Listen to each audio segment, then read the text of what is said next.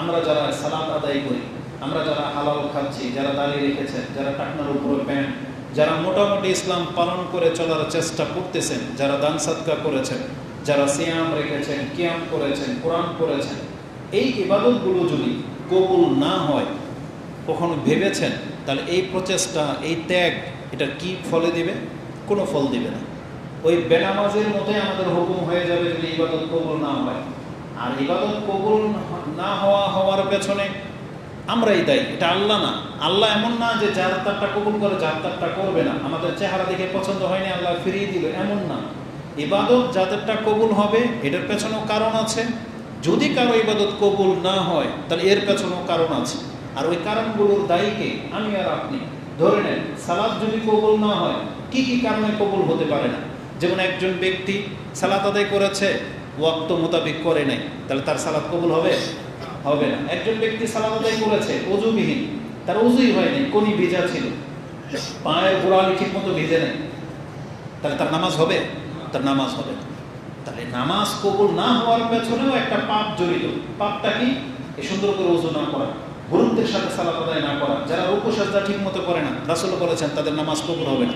তাহলে নামাজ কবুল না হওয়ার পেছনে রিজন হলো তার উদাসীনতা, তার অজ্ঞতা, তার ত্রুটি। তাহলে সেই জন্য সে শাস্তি পাবে, যেমন একটা বেনামাজি শাস্তি পাবে। তাহলে সিয়াম না রেখেও পাপী, সিয়াম রেখেও পাপী যদি তারটা কবুল না হয়। এই জন্য কবুল হওয়ার ব্যাপারটা কিন্তু খুবই সেন্সিটিভ। আর কবুল যাদেরটা হয়ে যাবে তারা সরাসরি আল্লাহর কাছ থেকে জান্নাত পেয়ে যাবে। বিষয়টা খুবই সেন্সিটিভ। এই জন্য কবুল হওয়ার ব্যাপারটাকে আমাদেরকে গুরুত্বের সাথে নিতে হবে। আসলে আমাদের সালাফদের কিছু উক্তি আমরা এই ক্ষেত্রে পাচ্ছি, যে আমাদের পূর্বের সালাফ যারা সাহাবা একরাম, তাবি, তাবা তাবি, তাদের চরিত্র কেমন ছিল, তাদের সম্পর্কে মুআল্লা ইবনুল ফদল তিনি রাজব ইবনে হাম্বল তার তাফসিরের মধ্যে, কিতাবের মধ্যে একটা কথা উল্লেখ করেছেন আমাদের সালাফদের সম্পর্কে। তিনি বলেন, কানু ইয়াদউন আল্লাহ সিত্তাতা আশহুরিন আই ইউবাল্লিগাহুম রমাদান। তারা আল্লাহর কাছে 6 মাস আগে থেকে দোয়া করতে থাকতেন, আল্লাহ আমাদেরকে রমজান মাসে পৌঁছে দেন। আর যখন তারা রমজান মাস অতিবাহিত করতেন, তারপরে তাদের চরিত্র ছিল সুম্মা ইয়াদউনাহু, তারা আল্লাহর কাছে দোয়া করতে থাকতেন সিত্তাতা আশহুরিন, বাকি 6 মাস কি বিষয়ে? আইয়াতাকাব্বালাহু মিনহুম, আল্লাহ যেন তাদের ইবাদতগুলো কবুল করে। তার মানে সবচেয়ে বেশি মেহনত তারা রমজান মাসে করতেন, এই রমজান মাসের ইবাদতগুলো যেন আল্লাহ কবুল করেন, এই দোয়া তারা 6 মাস লেগে যেত আল্লাহর কাছে প্রতিনিয়তই বলতেন, আল্লাহুম্মা তাকাব্বাল মিন্না সিয়ামানা ওয়া কিয়ামানা ওয়া রুকুআনা ওয়া সুজুদানা, বলতেই থাকতেন। তার মানে আমাদের সালাফদের চরিত্র ছিল এটা। অথচ আমরা হয়তো রমজান মাস পার হয়েছে, মাত্র 1 সপ্তাহ হয়েছে, আমরা হয়তো একবার আল্লাহর কাছে বলি নাই যে আল্লাহ তুমি আমার ইবাদতগুলো কবুল করো। মানে আমরা এটা নিয়ে ভাবি না, বরং এটা নিয়ে আমাদেরকে ভাবতে হবে। আসুন আপনার ভাবনাকে জাগাই যে কিভাবে আপনি এটা ভাববেন।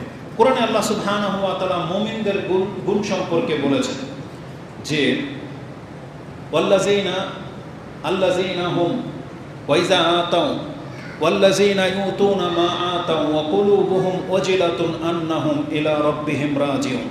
আল্লাহ মুমিনদের গুণ সম্পর্কে বলতেছেন, মুমিন তো তারা যারা আল্লাহর সাথে শিরক করে না এবং যারা আল্লাহর সামনে যতটুকু নিয়ে আসতে পারলো নিয়ে আসে, কিন্তু নিয়ে আসার পরেও তারা ভীত সন্ত্রস্ত। কিসের ভিত্তিতে? যে আমাকে তো আমার রবের সামনে দাঁড়াইতে হবে। তার মানে সে নামাজে দাঁড়িয়েছে এবং ভীত সন্ত্রস্ত অবস্থায়, এখন যদি আমার নামাজে আমি কোনো গাফিলতি ত্রুটি করি, তাহলে আমাকে তো কাল কিয়ামতের মাঠে আল্লাহর সামনে দাঁড়াইতে হবে। আমাকে এই দায়িত্ব দেওয়া হয়েছে, ক্যাশে আমি বসেছি, এটা আমার দায়িত্ব, এটা আমি চেয়ে নিয়েছি, মানে আমি বেতনভুক্ত কর্মচারী। এখন আমি যদি এটা পুরা না করি, তাহলে আমাকে তো আমার রবের সামনে দাঁড়াইতে হবে। তাহলে সে তার দায়িত্ব পালন করবে এবং ভয় পাচ্ছে যে আল্লাহর সামনে তাকে দাঁড়াইতে হবে। একজন ব্যক্তি কর্তা হয়েছেন, বিয়ে করেছেন, আপনার সংসারের দায়িত্ব, স্ত্রীদের হক, সন্তানদের হক আপনার কাঁধে। সেই ক্ষেত্রে আপনার নিয়তে যদি কোনো খারাপই থাকে, 2, 4, 6 মাস পরে আপনি তালাক দিয়ে দিবেন, যা খুশি তা, পছন্দ হলো না, এমনভাবে প্রহার করেন কিছু থেকে কিছু হলেই, যাতে সে আপনার কাছে টিকতে না পারে। তাহলে আপনাকে তো ভয় করা উচিত যে আল্লাহর সামনে আপনাকে দাঁড়াবে। আবার অনেক মহিলা বিয়ে বসে পয়সাওয়ালাদেরকে দেখে, বয়স্ক বা এমন ব্যক্তিদেরকে দেখে যে কদিন পরে মরে যাবে, বা কোনো একটা গ্যাঞ্জাম লাগিয়ে দিয়ে বড় মুখের মোহরানা নিয়ে সে ডিভোর্স নিয়ে নিবে, আরেক জায়গায় বিয়ে বসবে, এরকমের ধান্দায় লিপ্ত বহু নারী। আপনি জানেন এটা কত বড় চক্র, নিঃস্ব করে ছেড়ে দিন। তাহলে এরা কি মনে করে কিয়ামতের মাঠে আল্লাহর সামনে তাদেরকে দাঁড়াইতে হবে না? দাঁড়াইতে হবে। তাহলে আল্লাহ বলতেছেন মুমিনদের গুণ হলো তারা যতটুকু সম্ভব ইবাদত তো করে, দান সাদকা করতেছে, সিয়াম রাখে, সালাত আদায় করে, কিন্তু তারা ভয় পাচ্ছে আন্নাহুম ইলা রাব্বিহিম রাজিউন, আমাদেরকে আমাদের রবের কাছে যেতে হবে। উলাইকা ইউসারিউনা ফিল খায়রাত, আল্লাহ বলতেছেন এরাই হলো তারা যারা তাদের কর্মে অগ্রগামী। সারিউনা ফিল খায়রাত, যত কল্যাণকর কাজ আছে তারা সেগুলোতে অগ্রগামী। ওয়াহুম লাহা সাবিকুন, আর তারা সেই কাজগুলোতে প্রতিযোগিতা করে। এটা মুমিনদের গুণ। এই আয়াতটা সূরা মুমিনুনের মধ্যে রয়েছে 60 এবং 61। এই আয়াত সম্পর্কে আয়েশা রাদিয়াল্লাহু তাআলা আনহা তিনি বলেন, সাআলতু রাসূলুল্লাহ সাল্লাল্লাহু আলাইহি ওয়াসাল্লাম হাযিহিল আয়া, এই আয়াত সম্পর্কে আমি জানতে চাইলাম যে এখানে কোন মুমিনদের আলোচনা করা হচ্ছে, যে মুমিনরা হয়তো ইবাদত করে কিন্তু পাপ করে ফেলেছে। যেমন আহুম আল্লাযিনা ইয়াশরাবুনাল খামর, যারা হয়তো মুসলিম কিন্তু মদ খেয়ে ফেলেছে, যারা হয়তো মুসলিম কিন্তু চুরি করে ফেলেছে, ওয়াইয়াসরিকুন, যারা চুরি করে, তারা ভয়ে ভীত সন্ত্রস্ত, জানতো পাপ করে ফেলেছি।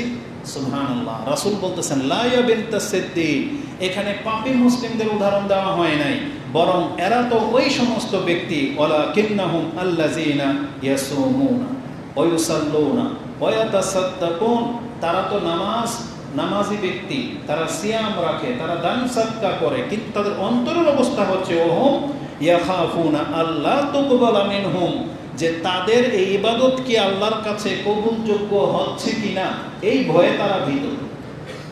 এদের সম্পর্কে আলোচনা করা হচ্ছে। তারা তো পাপে জড়াই না, বরং তাদের ইবাদতগুলোকে সুন্দরভাবে হতে পারবো কিনা তারা এই ভয়ে ভীত, তাদের আলোচনা এখানে করা হচ্ছে। সুবহানাল্লাহ। ইমাম তিরমিজি হাদিস কোট করেছেন, যেটা আপনি 3175 এবং ইবনে মাজাতে 4198 রয়েছে, মিশকাতেও আপনি হাদিসটি 5350 পেয়ে যাবেন।